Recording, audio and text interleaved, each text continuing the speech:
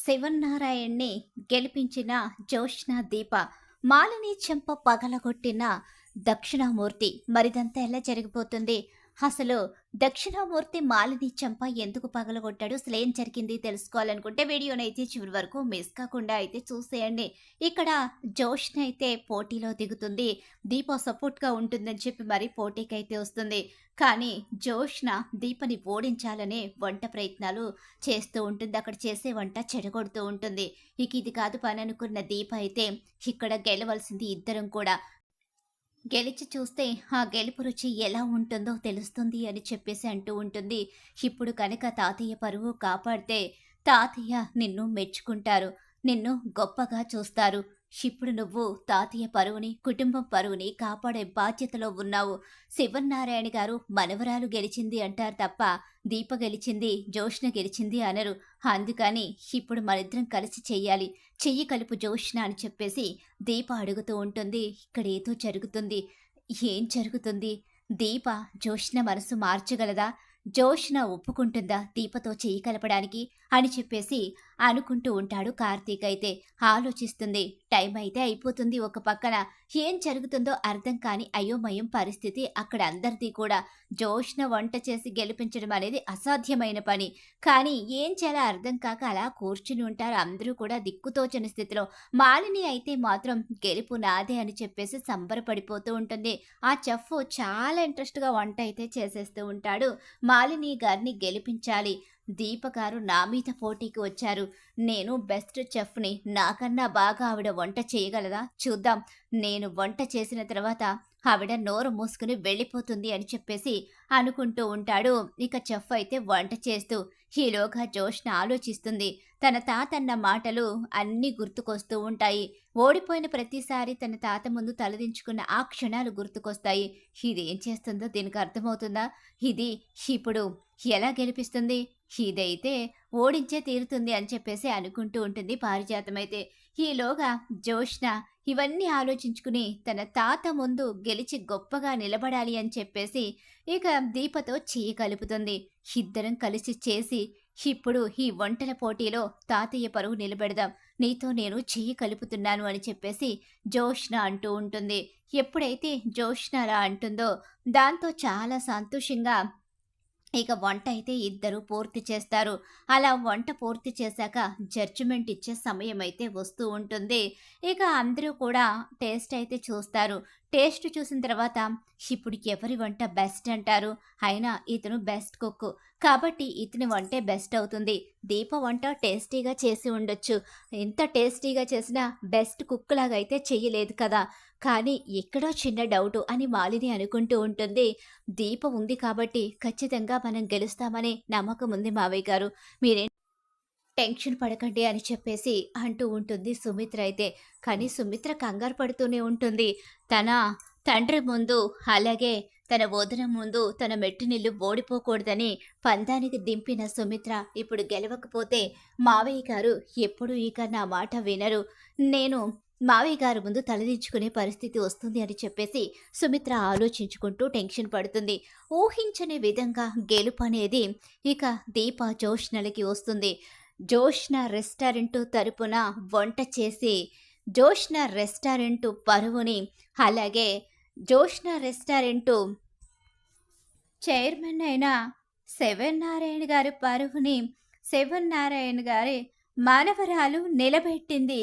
Jyotsna restaurant CEO దీప గారు అలాగే Jyotsna restaurant chairman Sivanarayana గారు మనవరాలు కలిసి వంట చేసి రెస్టారెంట్ని ఎక్కడికో తీసుకుని వెళ్ళిపోయారు. నిజంగా చివరి క్షణంలో ఇక్కడ చూస్తున్న ప్రతి ఒక్కరికి టెన్షన్. ఎందుకంటే అక్కడ బెస్ట్ చెఫ్ ఉన్నారు. కానీ ఇక్కడ చూస్తే అంత బెస్ట్ చెఫ్ ఎవ్వరూ లేరు. వంటలు చేతగాని జ్యోత్స్న. ఇక వంట వచ్చినా చేయలేని పరిస్థితిలో దీప. ఇద్దరూ కలిసి మిమ్మల్ని గెలిపిస్తారని అనుకోలేదు శివనారాయణ గారు. నిజంగా చాలా గ్రేటు. మీరు ఎప్పుడు గెలుపే మీ సొంతం చేసుకుంటారు అనడానికి ఇదొక నిదర్శనం అని చెప్పేసి అంటూ అక్కడ ఉన్న ప్రతి ఒక్కరూ శివనారాయణకి సెకండ్ ఇస్తూ తెగ పొగుడుతూ ఉంటారు. ఇక మాలినికి మాత్రం చాలా పెద్ద షాక్ ఎదురైపోతుంది. కోపంతో రగిలిపోతూ ఉంటుంది. దక్షిణామూర్తి తలదించుకుని నిలబడతాడు. ఇక అలా క్లాప్స్ మధ్యలో సందడి చేస్తూ ఉండగానే వాళ్ళ మధ్యలోంచి దక్షిణామూర్తిని శివనారాయణ చూస్తూ ఉంటాడు. అలాగే మాలినిని కూడా. ఇప్పుడు మేం గెలిచాము. గెలిచిన వాళ్ళకి ఓడిపోయిన వాళ్ళ తరపు నుంచి ఇక ఒక ప్రైజ్ అయితే ఇస్తారు కదా! అవార్డు గెలుచుకున్నాం కాబట్టి మాకు ఆ ప్రైజ్ అనేది వాళ్ళ చేతుల మీదుగా రావాలని మేం కూడా కోరుకుంటాం కదా! అని చెప్పేసి అంటూ ఉంటాడు శివనారాయణ. మాలిని చేతుల మీదుగా నా మనవరాళ్ళకి అవార్డు రావాలి. నా మనవరాల్లో గెలుపుకి నా మనసు ఎంతో సంతోషంగా ఉంది. నిజంగా చాలా గ్రేట్ జోష్న. నీకు వంట రాదు. ఎలా మేనేజ్ చేస్తావో ఒకటి చేయబోయి ఇంకొకటి చేసి దీప చేస్తున్న వంటని కూడా నువ్వు చెడగొడతావని చాలా టెన్షన్ పడ్డాను. కానీ చివరి నిమిషంలో ఇద్దరూ ఒక్కటయ్యి ఈ శివనారాయణ పరువుని నిలబెట్టారు. దీప మీద ఉన్న కోపాన్ని, ఈ తాత మీద ఉన్న కోపాన్ని పక్కన పెట్టి ఈ తాతని గెలిపించినందుకు చాలా సంతోషంగా ఉందమ్మా జోష్న. ఈరోజు నిన్ను చూస్తుంటే నాకెంత గర్వంగా ఉందో తెలుసా అని చెప్పేసి శివనారాయణ అంటూ ఉంటాడు. ఆ మాటలకు జోష్న పొంగిపోతుంది. ఎందుకంటే దీప అదే చెప్తుంది. అక్కడ నిన్ను గెలిపించి తీరుతాను అని సూరజు మాటిచ్చాడు. హలో బంగారం, వినిపించిందా? నిన్ను చూస్తుంటే మీ తాతయ్యకు గర్వంగా ఉందంట. ఆ పెద్దాయన నోటి వెంట పొగడ్త వినాలని నువ్వు ఇంత తాపత్రయం పడ్డావు కదా! ఇప్పుడు ఈ సూరజు ఏం చేసినా కరెక్ట్‌గానే చేస్తాడని అర్థమైందా? ఈ సూరజ్ నిన్ను పోటీల్లో ఎందుకు నిలబెట్టాడో, మా వదిన నిన్ను ఎందుకు గెలిపించిందో ఇప్పటికైనా అర్థమైందా? గెలుపు వెనక ఉండే మజా ఏంటో తెలిసిందా? గెలిచిన వాడికి మాత్రమే తెలుస్తుంది ఆ ఆనందం ఏంటి అన్నది. గెలిచినప్పుడు వచ్చే ఆనందం ఇంకెక్కడా దొరకదు. నువ్విప్పుడు గెలిచావు కాబట్టి నిన్ను వీళ్ళందరూ మెచ్చుకుంటూ హ్యాపీగా చూస్తున్నారు. అదే నువ్వు ఓడిపోయి ఈ రెస్టారెంట్‌ని కూడా ఓడించి ఉంటే ప్రతి ఒక్కరూ రెస్టారెంట్ గురించి, శివనారాయణ గారి గురించి, శివనారాయణ గారి మనవరాలి గురించి కూడా ఇక్కడ మాట్లాడుకుంటూ ఉండేవారు. చేతగాని వాళ్ళలా తలదించుకుని వెళ్ళే పరిస్థితి వచ్చేది. అందుకే నిన్ను గెలిపిస్తానని మాటిచ్చాను. గెలిపించాను కదా! ఇప్పుడేంటంటావు అని చెప్పి అంటూ ఉండగానే ఇక మౌనంగా నిలబడిపోతుంది జోష్న. అయితే ఏమొచ్చిందే నీకు? నువ్వు ఆ దీపతో చేతులు కలపడమేంటే? దీపతో చేతులు కలిపి ఈ రెస్టారెంట్ని గెలిపించావు అంటే నువ్వు ఓడిపోయినట్టే కదే. నేను ఓడిపోలేదు. తాత నోటి వెంట విన్నావు కదా! నా మనవరాలు గ్రేట్ అంటూ, నా మనవరాలు చాలా గొప్పగా వంట చేసి నన్ను గెలిపించిందని చెప్పి తాత పొగుడుతున్నాడు. అదే నోటి వెంట తాత ఎన్నోసార్లు నన్ను తిట్టాడు. నాకు వర్క్ రాదని, అసలు గెలవడమే చేత కాదని, గెలుపు కోసం తప్పుదారులు తొక్కడం తప్ప గెలవడం కోసం ఎప్పుడూ ప్రయత్నించలేదని తాత నన్ను అవమానించాడు. కానీ ఈరోజు గెలిచాను. నీతిగా గెలిచాను. గెలవడం కోసం ప్రయత్నించాను. దీప నాకు తోడున్నా నేను కూడా గెలవాలని కోరుకున్నాను కాబట్టే ఈరోజు గెలవగలిగాను. గెలుపులో ఉన్న ఆనందాన్ని ఇప్పుడు చూస్తున్నాను గ్రాని. ఇప్పుడు నువ్వు ఏం మాట్లాడుకు. నా బుర్రని పాడు చేయకు. దీనికి నిజంగానే పిచ్చి పట్టినట్టుంది. దీనికి కూడా మంచి బుద్ధి వచ్చేస్తే ఇక నా పని ఏమైపోతుంది? అమ్మో, దీంతో కాస్త జాగ్రత్తగానే ఉండాలి అని చెప్పేసి పారిజాతం అనుకుంటూ ఉంటుంది. ఏంటి మాలిని గారు అవార్డు ఇస్తారా ఇక్కడ? లేకపోతే మమ్మల్ని ఇలానే నిలబెడతారా? మాలిని గారు అవార్డు ఇవ్వండి. వాళ్ళకి గెలిచారు కాబట్టి మీ చేతుల మీదుగానే అవార్డు ఇవ్వాలి. అది మీరు పెట్టిన రూలే కదండి. మీరు అవార్డు ఇవ్వండి అని చెప్పేసి అంటూ ఉండగానే ఇష్టం లేకుండానే జోష్న దీపకు అవార్డు అయితే ఇస్తుంది. దీప వైపు కోపంగా చూస్తుంది. ఇక మాలిని అయితే చూసావు కదా, ఇది ఈ శివనారాయణ అంటే. ఈ శివనారాయణ ఫ్యామిలీ అంటే ఇలా ఉంటుంది. గెలుపు కోసం ఏదైనా చేస్తారు. చివరి నిమిషంలో నా మనవరాలు జోష్న వచ్చి నిలబడి గెలుస్తానని చెప్పింది. ఇక దీప నా కంపెనీ సీఈఓ, పైగా నా మనవడి భార్య, ఇద్దరూ కలిసి నన్ను గెలిపించారు.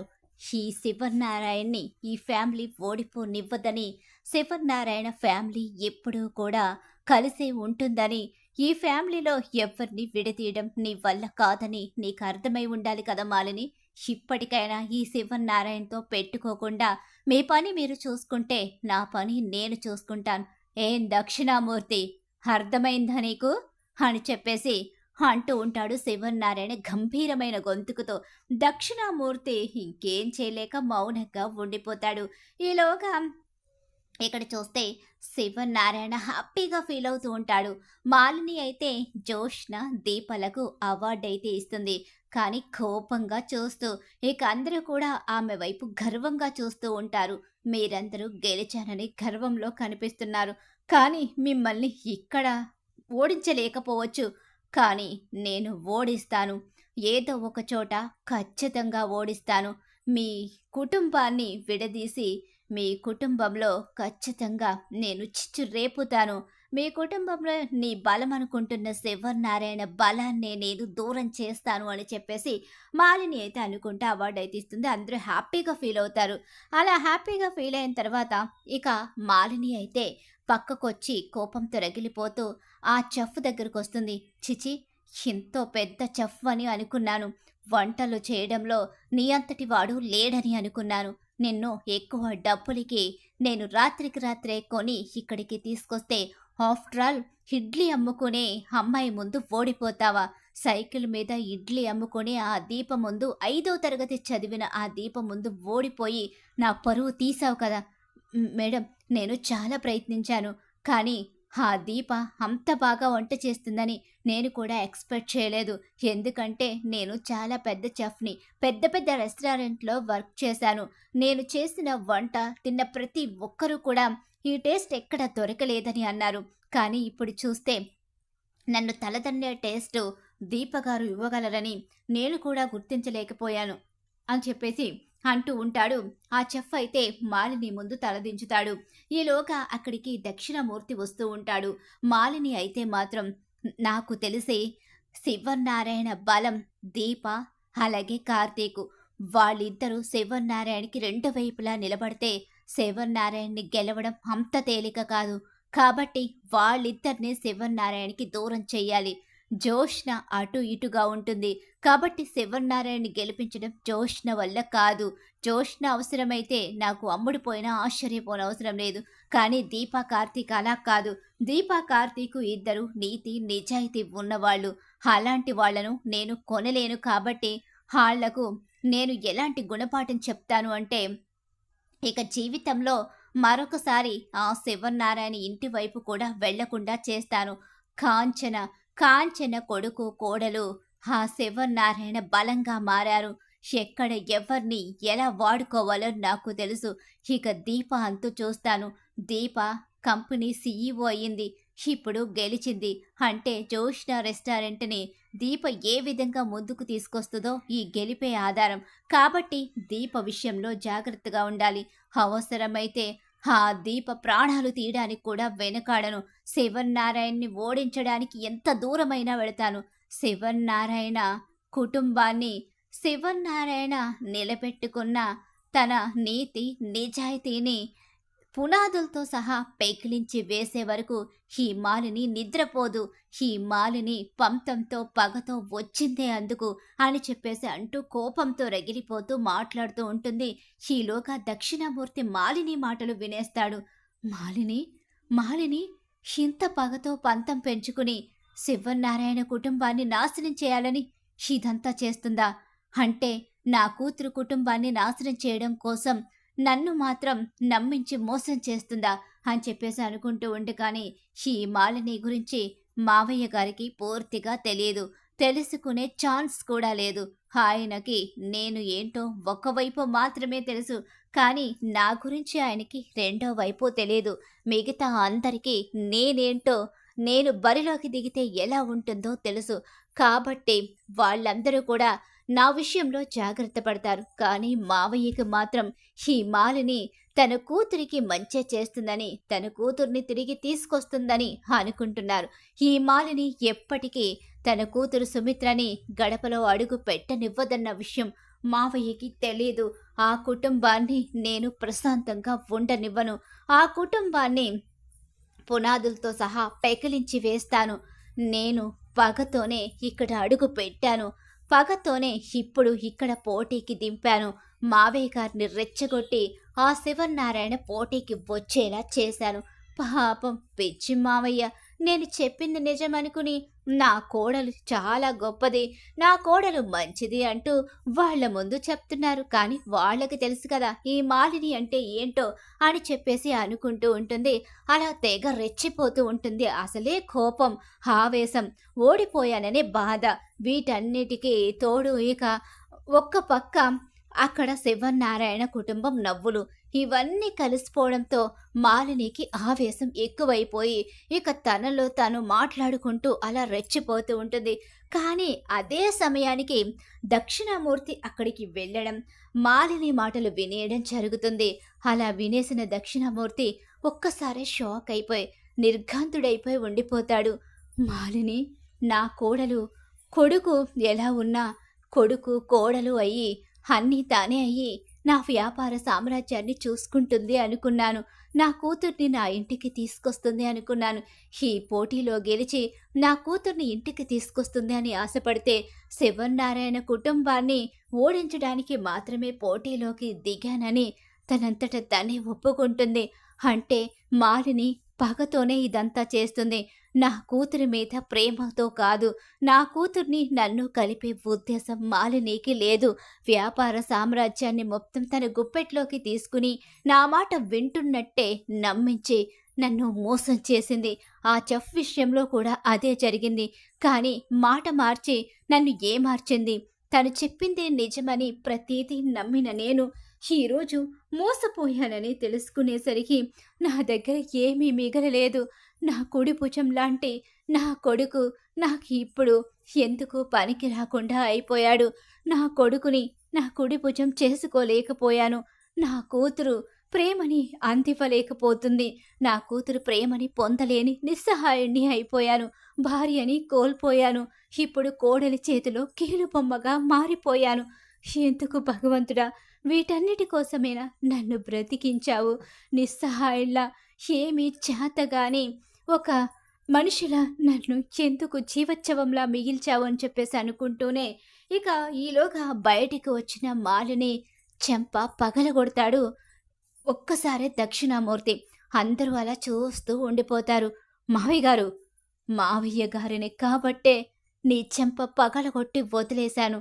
అదే నువ్వు ఇంకొక ఆడదానివి అయితే షూట్ చేసి పడేసేవాణ్ణి, చంపేసేవాణ్ణి. ఏంటి మాట్లాడుతున్నారు మావయ్య గారు? నన్నే చంపేస్తారా? మీకు మీ కూతురు ఇంటికి రావడం లేదని పిచ్చి పట్టిందా? అవును, పిచ్చి పట్టింది. ఇంతకాలం పిచ్చే పట్టింది. మాలిని గొప్పతనం మాత్రమే తెలుసుకున్న ఈ గుడ్డివాడికి ఈరోజు మాలిని నిజస్వరూపం తెలిసేసరికి పట్టిన పిచ్చి వదిలిపోయింది. కోడలు గొప్పది అని, నా కోడలు నా కుటుంబాన్ని కలుపుతుందని, ఇంటికి ఆడది దీపం లాంటిది కాబట్టి నా ఇంటిని చక్కదిద్దుకుంటావని అనుకున్నాను. పగ ప్రతీకారాలతో నా కుటుంబాన్ని నాశనం చేసి నన్ను ఒక నిస్సహాయుల్లా నిలబెడతావని నేను కలలో కూడా ఊహించలేదు. నేను ఊహించని విధంగా నా కుటుంబాన్ని దెబ్బకొట్టి ఇప్పుడు కూడా పగ ప్రతీకారమంటూ రగిలిపోతూ నన్ను రెచ్చగొట్టి శివనారాయణ్ణి పోటీకి దిగేలా చేసి ఇక్కడ కూడా వాడిని ఓడించి నా కూతుర్ని అవమానించాలనే చూసావు తప్ప నా కూతుర్ని ఇంటికి తీసుకురావడానికి నువ్వు ఏ ప్రయత్నమూ చెయ్యలేదు. అసలు ఈ పోటీయే అందుకు కాదని కూడా నాకు అర్థమైంది. వ్యాపార సామ్రాజ్యాన్ని గుప్పెట్లో పెట్టుకుని నా జీవితాన్నే నాశనం చేసావు. నా కొడుకు జీవితాన్ని నాశనం చేసావు. నా కూతుర్ని నాకు కాకుండా చేసావు. నా ప్రాణ స్నేహితుణ్ణి నాకు దూరం చేసి ఈరోజు నువ్వు మాత్రం సంతోషంగా బ్రతకాలి అనుకుంటున్నావు. ఈ దక్షిణామూర్తి బ్రతికుండగా అది జరగనివ్వను. ఈ దక్షిణామూర్తి ఊపిరి ఉండగా నా కూతురు కుటుంబానికి ఏమీ కానివ్వను. నా కూతురు కుటుంబం, నా కూతురు ఎప్పుడూ సంతోషంగానే ఉండాలి. వాడి దృష్టిలో నేను చెడ్డవాడినే కావచ్చు, తప్పులు చేసిన వాడినే కావచ్చు. కానీ ఇప్పుడు అన్నిటికీ కలిపి శిక్ష అనుభవిస్తున్న నిస్సహాయుణ్ణి నేను. నా కూతురు జీవితమే నాకు ముఖ్యం. నా కొడుకు భవిష్యత్తు నాకు ముఖ్యం. కాబట్టే ఇక నిన్ను నమ్మి మోసపోను. నా జీవితాన్ని ఎలా మార్చుకోవాలో, నా కూతుర్ని, నా కొడుకుని ఎలా చూసుకోవాలో నాకు తెలుసు. ఇప్పుడు పగతో ఉన్న రేపన్న రోజు నా కూతురు ఖచ్చితంగా నా దగ్గరికొస్తుంది అంటే వాళ్ళందరూ అలా చూస్తూ ఉండిపోతారు. మాలినికి మాత్రం పెద్ద షాకే ఎదురవుతుంది. దక్షిణామూర్తి చెంపదెబ్బ కొట్టి అందరి ముందు మాలినిని నిలదీయడంతో ఇక మాలిని అయితే "మావయ్య గారు" అని చెప్పేసి అంటూ ఉండగా, "ఇంక నన్ను మావయ్య అని పిలవద్దమ్మా. ఇంకెప్పుడు నువ్వు నన్ను మావయ్య అని పిలవడానికి లేదు" అని చెప్పేసి దక్షిణామూర్తి చెప్తూ ఉంటాడు. అలా దక్షిణామూర్తి మాలినికి చెంపదెబ్బతో సమాధానం చెప్తాడు. మాలిని కుట్రలన్నీ తెలుసుకున్న తర్వాత ఇక నుంచి నేను నేనుగానే నా వ్యాపారాలు చేసుకుంటాను. ఎవ్వరి మీద పోటీకి పంతానికి వెళ్లకుండా నా వ్యాపార సామ్రాజ్యాన్ని నిలబెట్టుకుని నా బంధాల్ని కాపాడుకుంటాను అని చెప్పేసి అంటూ ఉంటాడు దక్షిణామూర్తి అయితే. అలా మాలిని మరోసారి అక్కడ తలదించే పరిస్థితి అయితే ఏర్పడుతుంది. మాలినికి ఊహించని షాకే ఎదురవుతుంది అందరి ముందు. ఇక మొత్తం శివనారాయణ కుటుంబం అంతా కూడా షాక్ అయిపోయి చూస్తూ ఉండిపోతారు. మరి ఖచ్చితంగా రాబోయే కథలు ఇలా అయితే జరిగిపోతుంది. ఇలానే జరగాలని మీరు కోరుకుంటున్నారా? అయితే వీడియోని తప్పకుండా లైక్ అయితే చేసేయండి. మీరు ఇచ్చే ఒక్క లైక్ సపోర్ట్ అండ్ ఎంకరేజ్మెంట్‌గా ఉంటుంది.